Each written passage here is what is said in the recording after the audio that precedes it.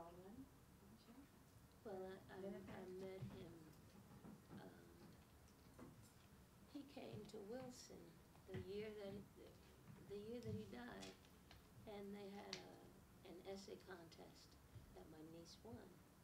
I helped her write it. But, you know, it was just, they're interesting people, you know, that you just meet and you know them. But you all have a long time to live, so you'll meet a lot of people too.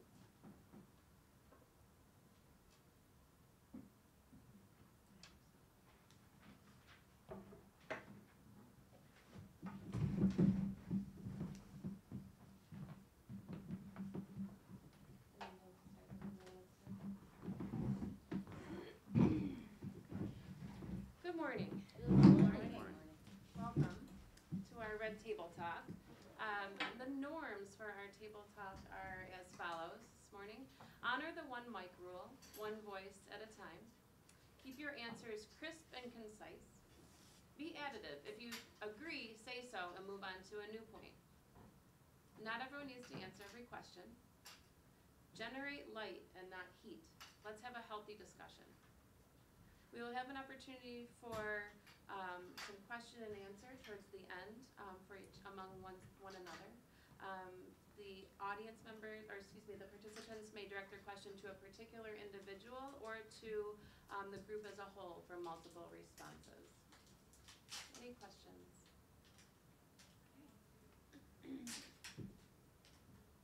I'll go around, we'll make some introductions first. Yes, that would be. All right, let's start with our facilitator.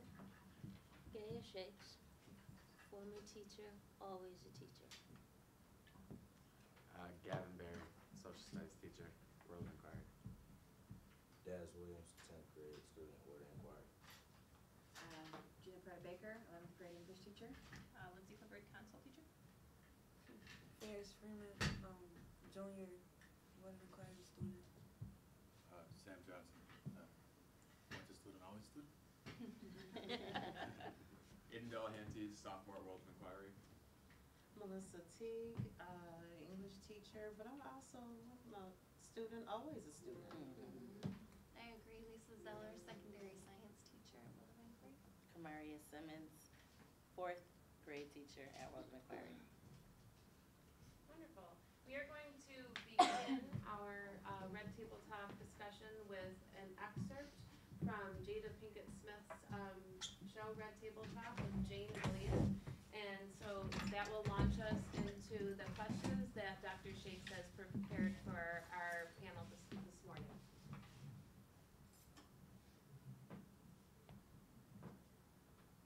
Race relations. What I do looks brutal to white people because that isn't something they have to live with all day, every day. Her no-holds-barred approach forces all of us to confront our own biases. Come on over here and sit. Hi, Jane. Hi, Annie. I'm so pleased to meet you. What do you mean you don't know about being black? Can you read? Yes, ma'am, I can read. Then why aren't you? Can I say one thing? This is absolutely fair because I saw a tattoo the other day that said, ignorance is a choice. And I said to myself, you know what? That's true. I am choosing to be ignorant. And you are right. I should be doing more homework. Quit shooting on a shelf. It doesn't matter what you should do. What matters is what are you going to do? Yes, ma'am. Well, first of all, let me just say thank you for all the work that you do. Yes. You've been doing this a long time. So what do you think we need to do? We need to stop believing the myth. In this country, what we call education is actually indoctrination. And it takes us from the ages 5 to the age of 18 to thoroughly indoctrinate people so they will believe in the myth of white superiority. And it is a myth. Right. Now, you can't do that while you're teaching that Columbus discovered America. Right. There were black people on this continent 4,000 years before Columbus was born. Right. We teach black history in the schools as if it started with slavery. I'm not a white woman, I'm a faded black person. My people moves far from the equator. And that's the only reason my skin is lighter. That's all any white person is. Because we are great. Hey! There's no such thing as race. There's no such thing as There's race. one race, the human race. And then y'all came from the same black women 300,000 to 500,000 years ago. the human race began with black women. My cousins, and you are all my cousins. Make no mistake about this. We are all 30th to 50th cousins because we all have the same black great-great-great-great-great-great-grandmother back there 300,000 to 500,000 years ago. So get over the idea that you are white. There's one race. Yeah. The human race. The human race. One race. Now, will every person in this group who's biracial please stand? Biracial. Oh, I told you there's only one race. Damn it, you got me. And you too, how dare you? Didn't you listen to anything I said? We were listening. It just takes a minute, Jane. Let me ask you this. How long do you think the idea of race has been around? Since the beginning of time. That's just what I thought you were going to say. And you are just as wrong as you can be. I was gonna say since around the 1400s. Right, it started with The Spanish Inquisition. Before that, race was not a problem, but we found out that they were killing people who were of their religious belief, but they couldn't tell what their religion was by looking at them. So they had to find another way to identify those they were going to kill, so they set upon skin color. We have also been indoctrinated with the myth of white superiority. We've got pictures of the baby Jesus who looks like the little Pillsbury Doughboy. He didn't look like the Pillsbury Doughboy. That's true. And it says in the Bible that Jesus had kinky woolly hair and feet of bronze. Yeah. Here's what you can do. You can educate yourself. The schools won't do it. They won't. They don't want you to know the truth. They can't afford to have blacks know the truth. But what you have to realize is, within 30 years, white people will have become a numerical minority in the United States of America. Now, blacks and people of other color groups have got to stop playing defense and start playing offense. I think that part of what the responsibility that we as a black community need to take on is educating ourselves and preparing ourselves for what's to come. Absolutely. You need to Yes. educate yourself Yes. and your children before Yes. they go to school. Exactly. And when they come home from school spouting this crap that they've learned in school, then you need to take them inside and say, here, look at this. Here's what really happened. Right. There's one race, the human race, The and human that's the race. only race. Right. There are 2,500 different skin colors on the face of the earth. Right. If you can come up with 2,500 different names for races, you've got too much time on your hands. Right. You need to get a job. There's only one race on the face of the earth, the human race. Got it. So now, turn to the person on your left or your right, stick out your hand and say, hello, cousin. Hello, cousin.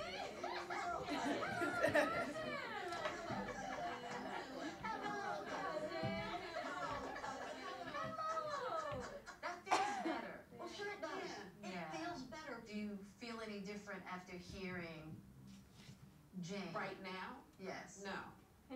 I got so much work to do. Yeah. The change was already happening in my mind, but now I've got to change it in how I live. But see, you're more conscious of what your Oh, work is. Yeah. Yeah. I got some adjustments to make, which Yeah. is good. Like my So we actually wanted to provide a couple of moments for anyone on the panel to respond if you feel moved to do so, and then we will launch into the actual questions that are prepared. So feel free to respond to what you just watched.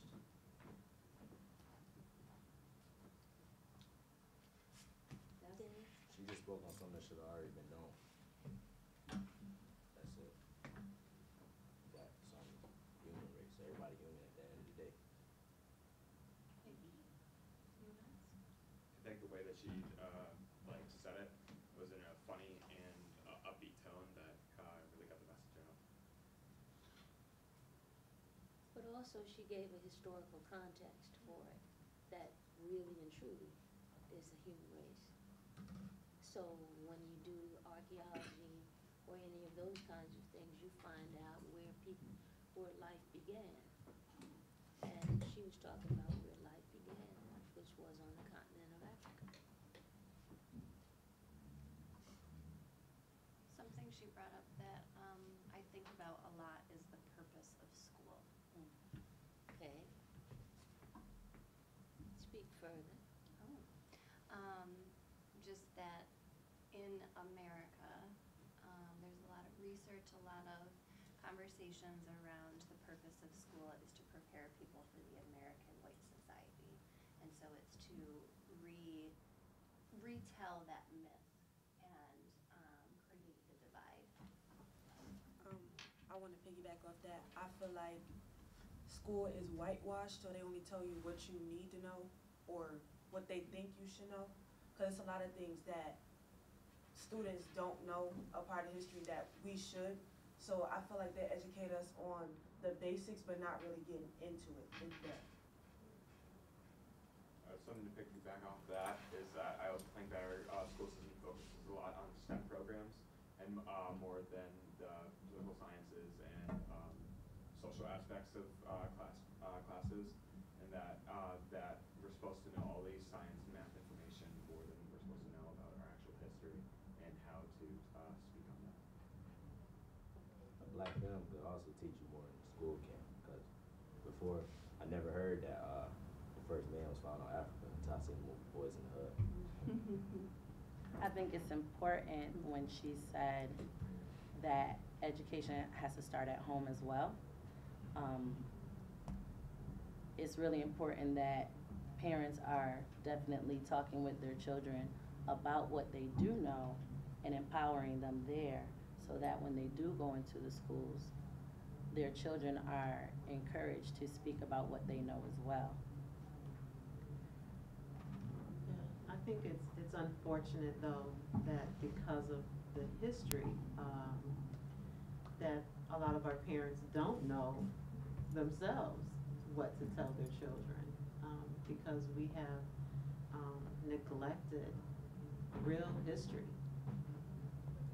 in America. Our textbooks have failed our children. There's an article by James Baldwin called Talk to Teachers, and in it he talks exactly about this, the myth of America, and says that most of persons of color are really schizophrenic, because there is this world that you're told to believe in, but then you know that there's something behind that's not this world. So we're all non-educated. Myth, not just African Americans who don't know their history, but white Americans too, or Latino Americans, because the myth is perpetrated all through the years. When you talked about school being indoctrinated, and indoctrination for students, we find that if teaching is, to me, is a moral issue, and you are either a moral person or immoral, and moral is that you work to make critically about their lives, to make meaning of their lives. So we're not here to fill your head up with stuff just to fill it up. We're here to look at your experience and to use your experience to move further. So we have to work against indoctrination, I think. But that's just my opinion about it. It also show you that to be able to further your education, you can't just rely on school. You got to be willing to do it yourself, because school will teach you to hand out in history, but they don't ever teach you about stuff like what she was talking about. I agree, and I think that we have, like, being black, you have to live up to a certain standard in order to succeed, I guess. It's like you have to learn how to talk white. You have to learn how to project yourself as someone that to succeed, which I don't understand why it has to be like you can't go to a job interview with your natural state of hair, because that's not professional. But you can wear straight hair and that's professional. Like, I don't understand. Like, it's so much stuff that you have to live by and go by in order to live. I think that's very dangerous to say that you have to project to be someone that you're not, just because you talk differently than people around you doesn't make it something that you're not necessarily. It just means that's how you talk. And I think that as an individual, in America we preach individualism, but we want everyone to be the same. which is like it goes to the point of having the straight hair and having the certain type of dress and a certain type of speech, whatever like that. But at the end of the day, I think that if you're gonna be an individual, you have to have something that's unique to you, and even if it's not necessarily some kind of crazy something crazy or some big statement that you're making by just existing, just being yourself is a statement in and of itself. You know what I'm saying? That is almost kind of a bad thing. It shouldn't have to be a statement to just be yourself. You should be able to just be who you are, and then that should be enough. You know what I mean? If I'm giving you my all, I'm giving you my best, I shouldn't have to do more. I shouldn't have to, like you said, come into an interview and look a specific way just so you can understand that I'm not trying to be anything else, or I'm not trying to, this is who I can, bring it up and I can be more professional, as you say.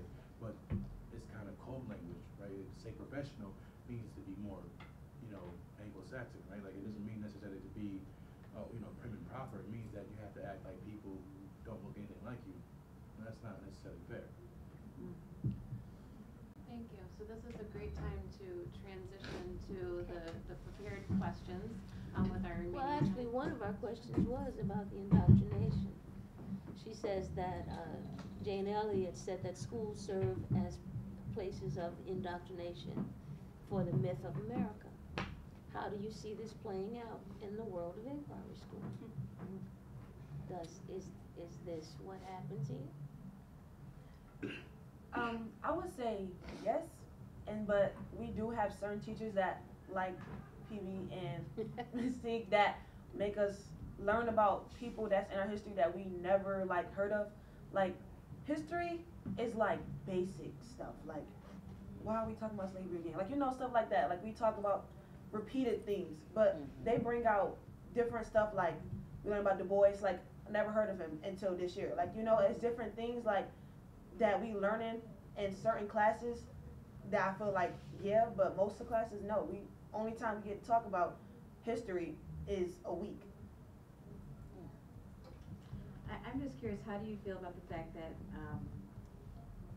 we constantly say that kids have to be prepared for college, going to college? And that's open to all the students here. I mean, as a history teacher, one of the things that I like about history is that it's very hard to contain within a discipline like a textbook. Like, you could take geometry and you could put it together and it has an open and an end. Same thing with a lot of sciences. The skills and conventions of English. Science is continually growing, but it's easier to put it down into a holistic thing. In terms of history, you could dig into so many different realms. So the amount and body of history, to even try to contain it within a subject or a curriculum of a year, is impossible to do. And I think what you said about you have to educate yourself beyond. So one of the challenges as a history teacher is that we have a responsibility to provide students with what they need to be career and college ready. And what the state determines is that they need to pass certain tests. And there is set curriculum on there that we have to cover. And there's lots of areas that many teachers, including myself, would love to dig into. But in terms of the time to cover everything, if students aren't prepared for that test, which is set by the state and set in the certain skills, then I'm not doing a job and the school gets shut down or whatever else it is, there's negative things. So one of the things that we can do, I think, as a community is to lobby towards the state and the people that control what are the gatekeepers in terms of what can be taught. How can we bridge that out? More important than I think the content in many cases is the critical thinking skills that go along into it. Because you're never gonna get through the body of all the content, even in 100 lifetimes. But there can be ways for us to gear what topics can be discussed within the curriculum that allow students to demonstrate the skills and the knowledge and succeed. But that takes advocacy, and I mean, it's kind of a cycle. If people don't know what's important and what they want, then because they didn't get taught it in the first place, then how do you advocate for what should be added and what should be brought into it? So it is complicated, and there's lots of different groups that push for, I want my group's history put into the curriculum. So it's a nitty-gritty thing. It's part of the democratic process, but I think going back to the history of our country and the history of race and who's been excluded from the storytelling in history is an important thing. We need more advocacy for people to talk to, who makes these textbooks? Who develops the state curriculum? And how do we inject that kind of content in so that the teachers that want to teach it can do that, or at least provide the flexibility more to do it, instead of just saying, here's this standardized test, here's what you got to cover, and if your students don't pass, then your school is failing, then you're failing your job. So I think changing the paradigm about how we approach history within education is important. I'm sorry to talk for so long. I do, Oh, go sorry. ahead, no, go ahead. I agree with you saying that it is like hire people that we can talk to about like this, cause it's not really much that you can do. It's just that's your job. But I'm back to what you're saying about college. I feel like school kind of pressured people to go to college. That's why most people don't become successful in college, because it's kind of like, just like when Sekou came in and he was like, they kind of pressured me to go to college. I did like all the, like applying for colleges and stuff, and I realized I didn't want to go to college. But as I was in class, she was like, if you're not applying for college, you have to leave. Like, it was just certain stuff like, I don't feel like students should be pressured. I feel like your life can go anyway, like regardless of college. If you don't want to go to college, maybe it's other options out there for you. I just feel like school shouldn't be just led on to that one concept when it's many other things to make you successful. We definitely do have programs at our school, like the RESC program, that can get kids into a never-ending path that doesn't just focus on college. But I don't think those programs are advocated for enough and well known enough for kids to have this other option to go to college or go to a trade school to learn welding or engineering and other jobs that take like hands-on learning. In the conversation, when you were talking about the history and things that we can't teach, we have to be mindful that we teach students. We don't teach the subject. So if I'm looking at a classroom of students of color for the most part, then I know I got to say something about where they're from. Nobody is ahistorical. Everybody has a history that must be included in the classroom text. So if you're not including your people in what you're teaching, then you are actually they are invisible. They are invisible to the experience of your class. And when you talk about, well, we have to teach what the state says, no, you have to do scholarship and accuracy. You have to study. If you don't know something, you have to study like kids do. If I don't know something, I go looking. So we have to be very careful about we gotta, because sometimes those we gottas don't mean a hill of beans to what our kids really need. So we have to think, okay, I got this list of 14 things I'm supposed to teach, but what's important here? The stuff that's not important, you skip it and move on. And come back to that at the end if you got some time left, which usually you don't. The other thing about school, though, you know, you say they're pushing you for college. In this America, it's hard enough just to be a person of color.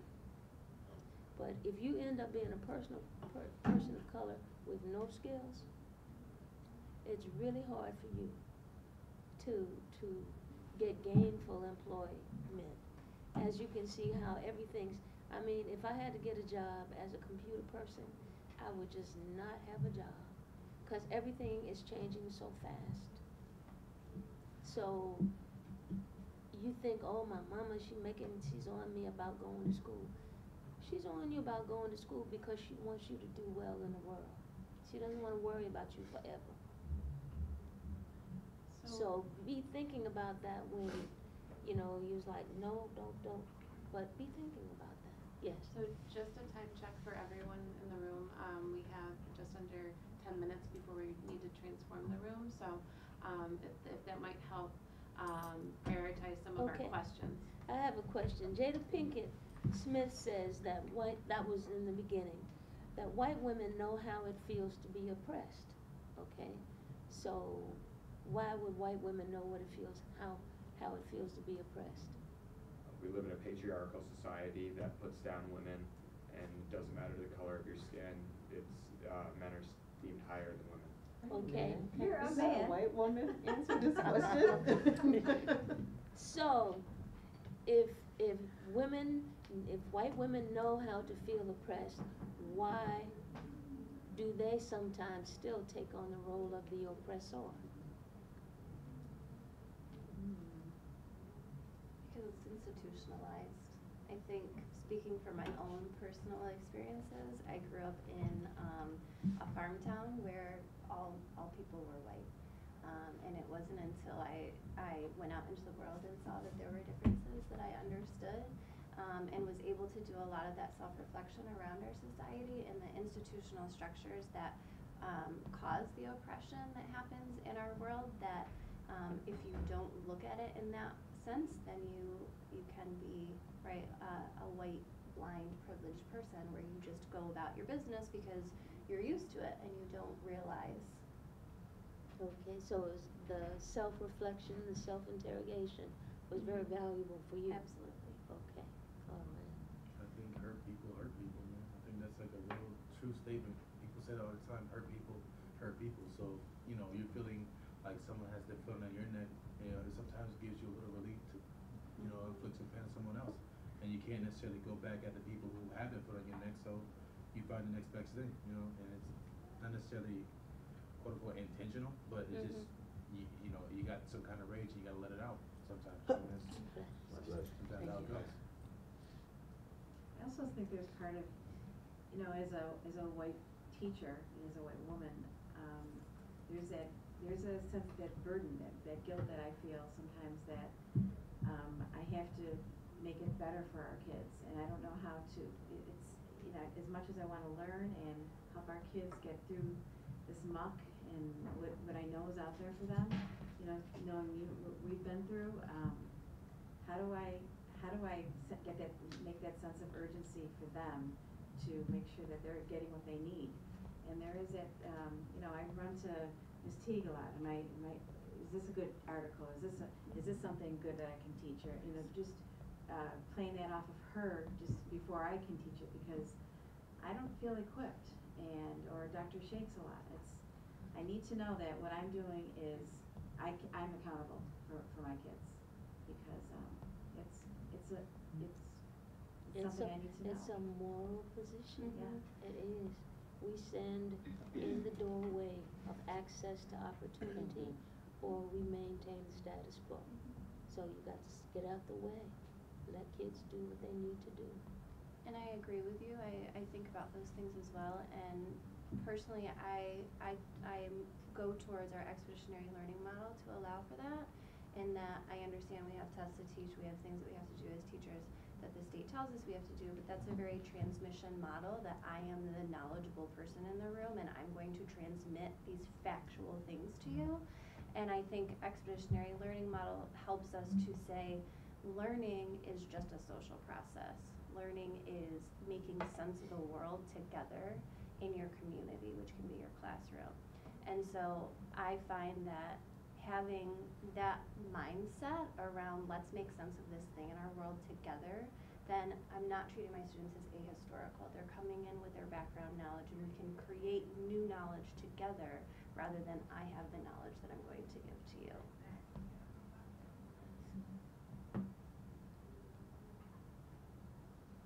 Jane Elliott says that she's a faded black person. How do you feel about this? I feel like she's not wrong. I mean, if we all come from one place, we need to recognize that. Okay, I think that she is definitely wrong on that. Although Africa is the birthplace of humanity, but I cannot decide tomorrow when I wake up, I'm gonna be white, because anyone can look at me and say, no, you're not. But I have relatives who can pass, this is for sure. I cannot. Every moment of my waking, every moment, people decide for me what race I am. Every moment, people decide for me what gender I am. So no, she's not right on that one. I think she's more saying that, not that she can wake up today and say that she's necessarily black, more saying that she can wake up today and say that she's human. And that's what matters more. And it's easy to say that when you don't have the stigma of being black, and it's easier to say that when you don't have the, what comes with being black. But it isn't untrue. It's just that it's not what is reality for many Americans or many people in general. Yeah, theory is nice. Yeah, and in practice, you can live that way, and people will look at you kind of funny, but they're gonna look at you kind of funny anyways. So, either you can make a choice for yourself, or you can continue to let them make a choice for you. It's honestly it's that simple. Like you can decide that I don't have to be anything that you told me that I am, and that's your choice. You can say whatever you want about me, but I'm gonna continue to do what I've been doing, how I've been doing it, because I chose to do that. My mom, when I was a kid, my mom never told me that I was black. I didn't know I was black till I was like 10 or 11 years old. It didn't register to me that I was black. I didn't know what that meant. My mom never kind of indoctrinated that to me. She taught me about history in general. She didn't tell me it was like black history or whatever like that. She didn't make it a point to make sure that I was black. She taught me how to be a human, how to be a man, and then how to be a person. And then that fact that I was black came into play when other people told me that I was black. But I didn't call myself black until other people started calling me that. You know what I'm saying? So they made, like you said, they made that choice for me. But as I got older, I decided that first and foremost, I'm always going to be a man. And regardless if I'm black, white, or indifferent, I'm going to be a man. And you can't take that from me. And that's something my grandfather taught me. Just to stand up for what you believe in, and to have honesty and integrity and a good work ethic. That's what a good man is about. So it doesn't mean that you have to be strong for the black community. You have to be strong for the this and that. If you're strong, you're strong. And whatever you represent, as you do that, that's what happens. So you be an example, regardless if you're black or white or indifferent. You know what I'm saying? Like, you don't have to, as a white person, you don't have to feel guilty because you're white, you didn't do anything wrong. You're not the person who did it. So if you leave your life by exemplary life and do things that are right and are true, and you're educating yourself and you're being proactive about the situation, that's all it takes. That's all there is. Because that's all you can do. There's nothing more. You can't apologize for 400 years of slavery. You can't apologize for 100 years of Jim Crow. You can't apologize for things that you had nothing to do with. It's not your fault, but it is something that is in your legacy, right? So the difference and the reason why you can make a difference is if you choose to be a difference. That's the only way you can do that. Wow. So I'm just looking at the time. So do we can afford one more minute? I wish we had all day. But any final word that anyone in the panel would like to offer? I just wanted to say I definitely agree with that. I believe that you judge a person on their character and them as an individual instead of making a general stereotype about an entire group of people. Lindsay, I haven't heard from you. Yeah, it's usually, I would say, odd for me. I think my beneficial role in this is listening, honestly. I think this is where I'm at in this whole process. And I wish I could give. So it was good listening? It was. Definitely gets the gears turning as many of our conversations about this does. Des wants to I think the point that she was trying to get across when she said I'm a faded black person is not literally saying like I'm a black person but just faded into a white color. I think she was trying to get her statement across that there's only one race, because at the end of the discussion that's what she kept saying, there's only one race. I think that's the main idea she tried to get across. I don't think she was really saying I'm a faded black person. Like she could have used that in any stereotype, like how people call Asians yellow or something like that. She probably would have been like, if that was the discussion, Asians at the table, she would have probably been like, I'm a faded yellow person or something like that. But she just wanted to get the point across that there's only one race and that's the only race. Thank you, everyone. Thank you.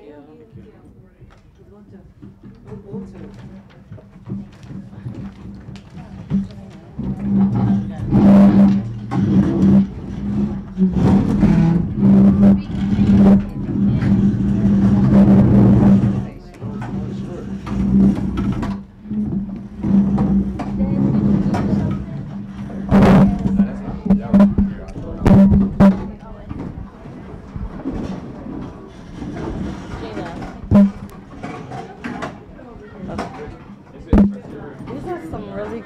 graphics you have out here. I was looking at the, what are you, 10th grade?